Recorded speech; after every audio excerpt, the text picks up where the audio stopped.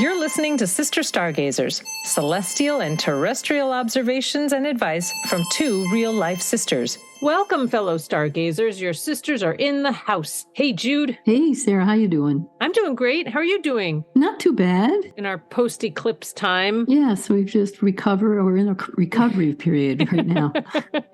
And this week, it's episode 87. We're roughly covering Sunday, May 7th through Saturday, May 13th. Let's jump in. Where do you want to start? Yeah, we can start off Sunday, May 7th. Venus has entered Cancer. All right. So this changes everything. I mean, Venus was in Gemini, very chatty, very social, wanted to deal with ideas, ended her session in Gemini making a square over to Neptune, which was difficult to kind of suss things out, making a decision based on what you like, what you didn't like, because Neptune in a square with Venus is really, it's hard to make a decision. There's too many variables. Nothing is clear.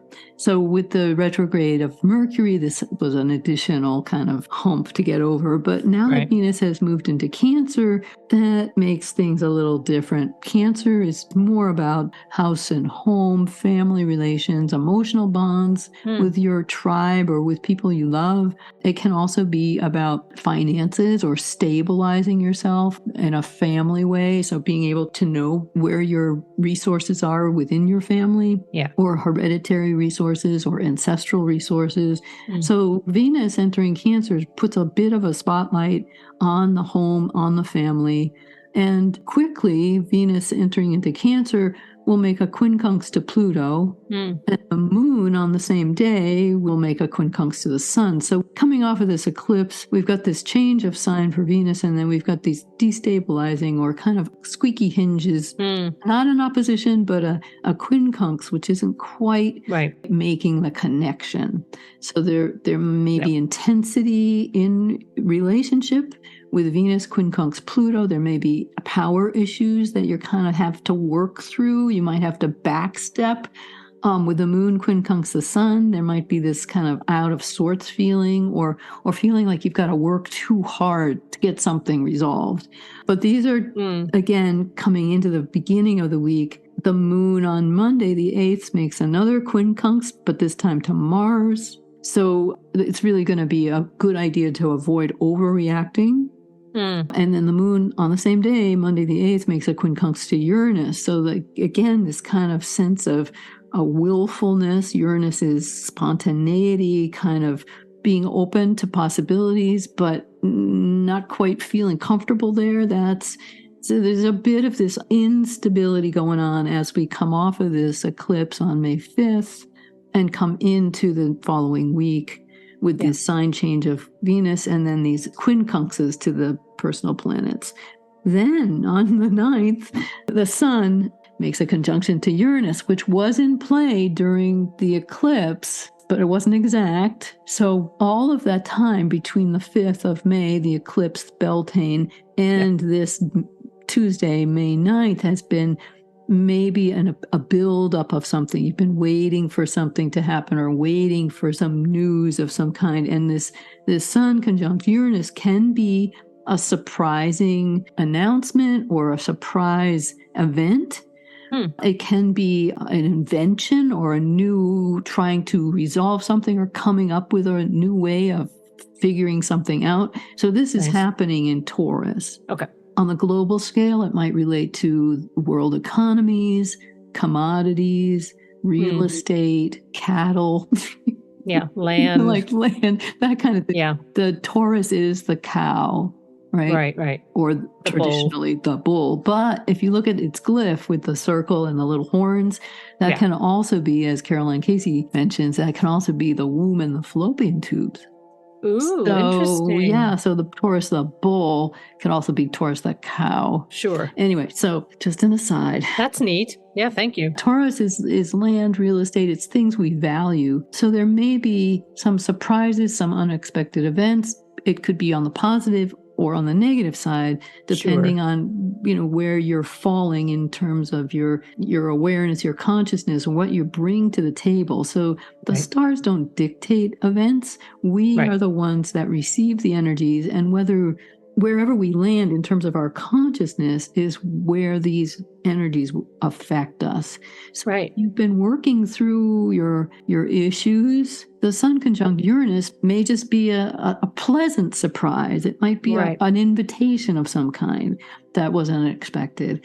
But if you've kind of put off your lessons, the Sun in conjunct Uranus might bring some harsh truths home. So there's that leeway. We have to understand that these are not just blanket energies or blanket aspects that affect everyone in the same way. On the world stage, it might be that there are surprising circumstances which are unexpected. And that's in the mundane world, the kind of the bigger planetary world.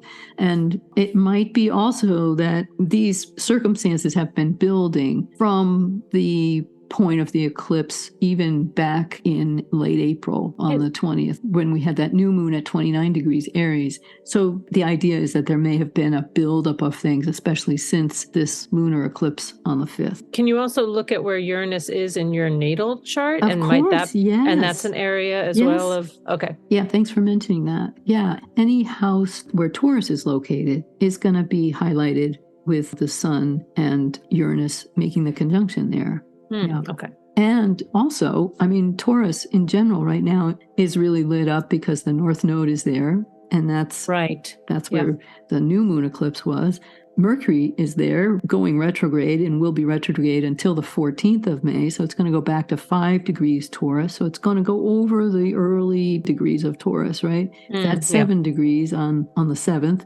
And Vesta, this is the other thing I want to mention, and I think your cards might speak to it, but Vesta is at the midpoint as we open the week between Mercury retrograde at 7 degrees Taurus and the Sun at 16 degrees Taurus. So Vesta is right there at 9 degrees Taurus, and Vesta is asking us and kind of blending the energies from Mercury, which is kind of retrieving some information or going back to find some information or do some planning, with the Sun kind of being illuminated or coming into conjunction with Uranus. Vesta is really right there saying, well, where do you want to put your energy? You have only so much finite time, energy, physical energy. Where do you want to put it? What is the best use of that energy? This does speak directly to the cards, because 2 cards came out today that were one on top of the other.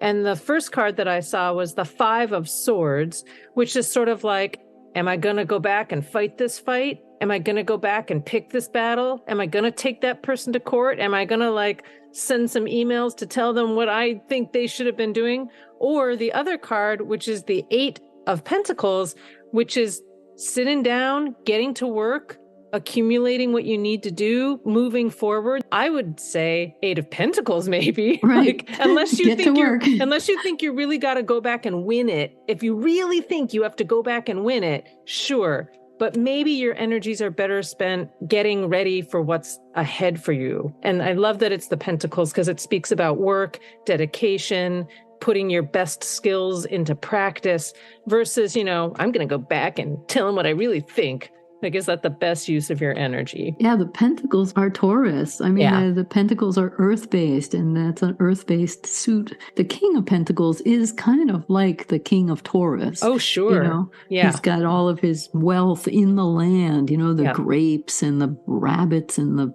all of the gorgeous product of the earth, all of the grape harvest. Leaves and all that.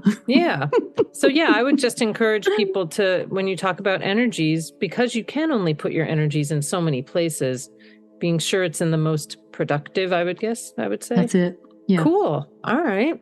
So as we move through the week, Wednesday, the 10th, late in the day, we have Moon conjunct Pluto. So we had Venus quincunx Pluto on Sunday, and Wednesday, the 10th, we have Moon conjunct Pluto. So even though this is late in the day, again, this might be a time when you want to just double check, make sure you're not going to fire off some bleeping, email. Exactly. Because the propensity for speaking your truth is there. Yes. But do you really need to? Right. Where will it get you? Yeah. So the next big phase of the week is the weekend. Okay. So Friday, May 12th, there's a couple of really nice aspects that Mercury makes. So this to me says grounding your feelings. So Mercury is in Taurus, sextile Saturn in Pisces.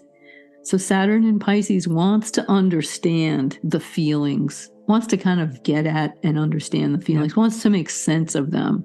It's also the ability to focus and concentrate and organize around something that you feel strongly about. Yeah. On the same day, Friday, we have the last quarter moon. So the moon in Aquarius is squaring the sun in Taurus. So this is also, where do your feelings lie? Yep. And what do you want to put your energy towards? This is another kind of signature of that. And then late in the day, really 10:45 p.m. Eastern time, Mercury will sextile Venus. And this will kind of carry us from late Saturday, but carry us into Sunday as well. And this is the spirit of compromise, agreement, harmonious interaction, clarity, and appreciation of beauty. So appreciating what you do have. Right. So Mercury again is in Taurus, but she's sextiling now Venus in Cancer. So this is a sextile from Mercury to Saturn in Pisces, a water sextile. Yes. And then later in the day, we have Mercury sextiling to Venus in Cancer, another water sextile. So that's why I'm saying like this idea of like working with your emotions, try to come to understand how and why you feel the way you do. And then open it up to a greater appreciation of what life has given you. Love it. And what you have, you know? Yeah. This water trine from Venus to Saturn is especially a good point to just step back and reassess everything and put some time into your serious relationships. Saturday, the moon will sextile Mercury. The moon will conjunct Saturn.